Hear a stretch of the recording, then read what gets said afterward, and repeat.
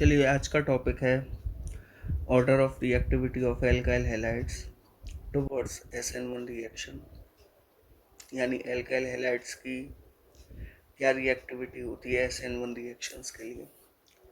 तो इस टॉपिक को समझने से पहले आपको कुछ बेसिक कंसेप्ट समझने होंगे, जैसे कि कार्बोकैटाइंस क्या होते हैं। ठीक है, बेसिकली कार्बोकैटाइन रिएक्टिव इंटरमीडिएट्स होते हैं। तीन तरह के मेन रिएक्टिव इंटरमीडिएट्स होते हैं: कार्बोकैटाइन, कार्बन आयन और फ्री रेडिकल। लेकिन इस टॉपिक में हमें सिर्फ कार्बोकैटाइन पे ही कंसंट्रेट करना है। तो कार्बोकैटाइन्स क्या होते हैं? ये ऐसी स्पीशीज होती हैं जिनमें कि कार्बन के पास पॉजिटिव चार्ज होता है। ठीक है, आप देख सकते हैं एग्जाम्पल में मैंने ये दो स्पीशीज लिखी हुई हैं, और दोनों स्पीशीज में क्या चीज़ कॉमन है कि कार्बन के पास पॉजिटिव चार्ज प्रेजेंट है। ठीक है, ऐसी सभी स्पीशीज जिनमें कि कार्बन के पास पॉजिटिव चार्ज होता है उनको कार्बोकैटाइन्स कहते हैं। अगर कार्बोकैटाइन्स का क्लासिफिकेशन करें तो ये चार तरीके के कार्बोकैटाइन्स होते हैं। एक होता है methyl carbocation, represented by CH3 positive. Primary carbocation क्या होते हैं? जिस कार्बन पर पॉजिटिव चार्ज है अगर वो एक ही कार्बन से जुड़ा हुआ है तो वो प्राइमरी कार्बोकैटाइन होता है। उसी तरीके से सेकेंडरी कार्बोकैटाइन की बात करें तो जिस कार्बन पर पॉजिटिव चार्ज है वो दो कार्बन से जुड़ा हुआ है तो ये सेकेंडरी, और अगर जिस कार्बन पर पॉजिटिव चार्ज है वो तीन कार्बन से जुड़ा हुआ है तो वो कहलाता है आपका टर्सरी कार्बोकैटाइन। ठीक है, अगर स्ट्रक्चर की बात करें कार्बोकैटाइन की तो ट्राइगोनल प्लेनर इसकी ज्योमेट्री होती है। अगर आप गौर करें तो ये this is trigonal planar geometry, this is trigonal planar geometry. ठीक है, और जिस कार्बन पे पॉजिटिव चार्ज है इसकी हाइब्रिडाइजेशन sp2 होती है। साथ के साथ एक वैकेंट p ऑर्बिटल भी इसके अंदर प्रेजेंट होता है। क्लियर है? एक चीज़ और याद रखेंगे कि ये जो पॉजिटिवली चार्ज्ड कार्बन है इसका ऑक्टेट इनकम्प्लीट होता है। क्लियर है? It carries only 6 electrons, 6 electron होते हैं इस कार्बन के पास, यानी टोटल 8 करने के लिए इसे 2 इलेक्ट्रॉन की ज़रूरत है। इसलिए ये हमेशा इलेक्ट्रॉन एक्सेप्ट करने के मोड पे रहता है। आगे बात समझ में? यानी ये इलेक्ट्रॉन एक्सेप्टर्स होते हैं। कौन होते हैं इलेक्ट्रॉन एक्सेप्टर्स? जो ल्यूइस एसिड्स होते हैं। तो इसी तरीके से ये 6 से 8 इलेक्ट्रॉन बनाने के लिए हमेशा 2 इलेक्ट्रॉन की सर्च में रहता है कि कहीं से भी उसे वो 2 इलेक्ट्रॉन मिल जाए।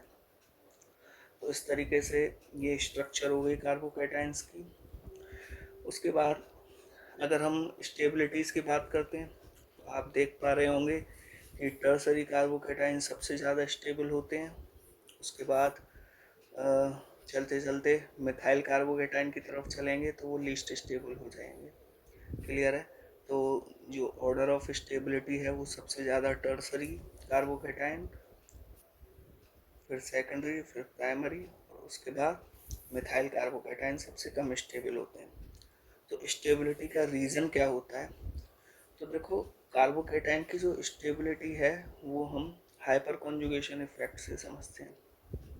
हाइपर कॉन्जुगेशन इफेक्ट के अंदर क्या होता है कि जिस कार्बन पर पॉजिटिव चार्ज होता है उसके एडजेसेंट यानी बगल वाले जो सी बॉन्ड H हैं उनसे इलेक्ट्रॉन्स जो हैं ट्रांसफ़र हो जाते हैं वैकेंट p ऑर्बिटल में।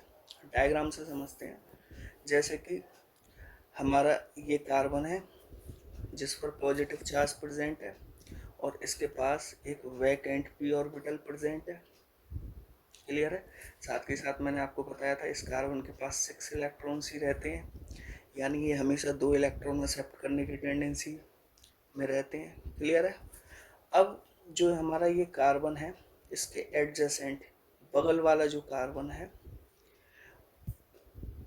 या मैं कह सकता हूँ इसके एडजेसेंट जो सी बॉन्ड H हैं, ये सी बॉन्ड H1, सी बॉन्ड H2 और ये तीसरा वाला सी बॉन्ड H है। क्लियर है? उसको मैंने थोड़ा ओवरलैपिंग करके दिखा दिया, क्योंकि ये कार्बन sp3 हाइब्रिडाइज्ड होता है। तो ये जो मैंने बनाया है ये this is sp3 hybrid orbital of this carbon, और इसका ये sp3 हाइब्रिड ऑर्बिटल हाइड्रोजन के s ऑर्बिटल के साथ जो है एंड टू एंड ओवरलैपिंग करके C बॉन्ड H बना रहा है। क्लियर है? तो मैं क्या बता रहा था कि जिस कार्बन पर पॉजिटिव चार्ज होता है उसके एडजेसेंट वाले C बॉन्ड H से इलेक्ट्रॉन जो है ट्रांसफर हो जाता है इस वैकेंट p ऑर्बिटल में। क्लियर है? तो ये जो इलेक्ट्रॉन का जो ट्रांसफ़र होता है वो होता है ऑर्बिटल ओवरलैप के द्वारा, मतलब इसके ऑर्बिटल्स और ये वैकेंट p ऑर्बिटल्स के बीच में ओवरलैपिंग हो जाती है और इस तरीके से इलेक्ट्रॉन जो है ट्रांसफ़र हो जाता है वैकेंट p ऑर्बिटल में। क्लियर है? अब आप खुद ही सोचिए कि अगर वैकेंट p ऑर्बिटल में इलेक्ट्रॉन ट्रांसफ़र हो जाएंगे तो अब पहले जो पॉजिटिव चार्ज इस कार्बन पे था अब वो पॉजिटिव चार्ज जो है इस वाले कार्बन पे चला जाएगा। क्लियर है? यानी there is a dispersal of positive charge, यानी पॉजिटिव चार्ज डिस्पर्स हो रहा है, फैल रहा है। पहले एक कार्बन पे था फिर वो दूसरे वाले बगल वाले पे चला गया, या मैं कह सकता हूँ कि पॉजिटिव चार्ज का डीलोकलाइजेशन हो रहा है, एक जगह से दूसरी जगह मूव कर रहा है। तो हमें पता है जब कभी भी पॉजिटिव चार्ज का डीलोकलाइजेशन या डिस्पर्जल होता है तो उससे पूरा सिस्टम स्टेबल हो जाता है। क्लियर है?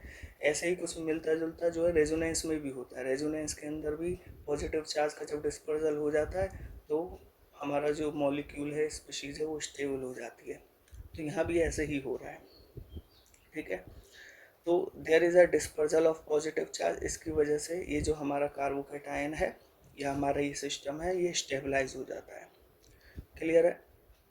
तो इसका मतलब ये हो गया कि जितने एडजेसेंट C बॉन्ड H होंगे उतना ही ज़्यादा डिस्पर्जल ऑफ पॉजिटिव चार्ज होगा।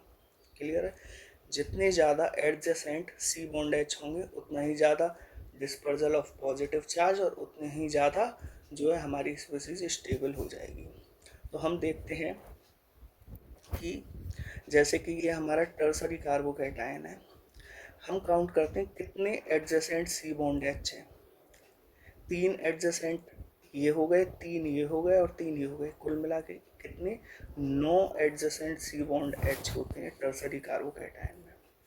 फिर हम सेकेंडरी कार्बोकैटायन की बात करें तो सेकेंडरी कार्बोकैटायन में 3 और 3 6, कुल मिला के 6 एडजेसेंट C बॉन्ड H होते हैं। और प्राइमरी के अंदर सिर्फ 3 एडजेसेंट C बॉन्ड H होते हैं, जबकि जो हमारा मिथाइल कार्बोकैटायन है उसके पास कोई भी एडजेसेंट C बॉन्ड H नहीं है, बगल में कोई भी C बॉन्ड H नहीं है। ठीक है? तो इसका मतलब maximum number of C bond H जो है वो किस में है? टर्सरी कार्बोकैटायन में। इसलिए maximum dispersal of positive charge भी कहाँ होगा? टर्सरी कार्बोकैटायन के केस में। इसलिए मैक्सिमम स्टेबिलिटी किसकी होती है? टर्सरी कार्बोकैटायन की। ठीक है? तो ये जो ऑर्डर था रिलेटिव स्टेबिलिटी ऑफ कार्बोकैटायन का, जिसमें मैंने आपको बताया था कि टर्सरी कार्बोकैटायन सबसे ज़्यादा स्टेबल होते हैं, तो इसका एक्सप्लेनेशन हाइपर कॉन्जुगेशन इफेक्ट से होता है, क्योंकि टर्सरी कार्बोकैटायन के पास maximum number of adjacent C bond H होते हैं, उसकी वजह से जो है dispersal of positive charge maximum होता है और इसलिए इसकी स्टेबिलिटी मैक्सिमम हो जाती है। तो अब हमें एक बात बिल्कुल क्लियर हो चुकी है कि जो सबसे ज़्यादा स्टेबल कार्बोकैटायन होते हैं वो टर्सरी कार्बोकैटायन होते हैं। अब हम चलते हैं अपने मेन टॉपिक के अंदर जो है order of reactivity of alkyl halides towards SN1 reaction. ठीक है?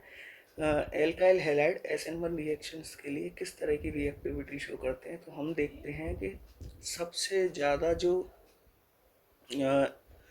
ज़्यादा reactive alkyl halide tertiary alkyl halide होता है टुवर्ड्स SN1 रिएक्शन। यहाँ पर SN1 रिएक्शन है, यानी टर्सरी एल्काइल हैलाइड सबसे फास्ट SN1 रिएक्शन देंगे और बाकी ये जो तीनों हैं मिथाइल हैलाइड, प्राइमरी हैलाइड और सेकेंडरी हैलाइड, ये SN1 रिएक्शन नहीं देते। क्लियर है? या हम कह सकते हैं कि इनकी रिएक्टिविटी SN1 रिएक्शन के लिए बहुत कम होती है। क्लियर है? तो अब हम इसका रीजन फाइंड आउट करते हैं कि टर्सरी एल्काइल हैलाइड जो हैं सबसे फास्टर SN1 क्यों देते हैं और बाकी क्यों नहीं देते हैं। तो देखो SN1 की रिएक्टिविटी जिस चीज़ पर डिपेंड करती है वो है स्टेबिलिटी ऑफ कार्बोकैटायन पर। ये माना जाता है कि कार्बोकैटायन जितना ज़्यादा स्टेबल होगा उतनी ही फास्टर SN1 रिएक्शन होने वाली है।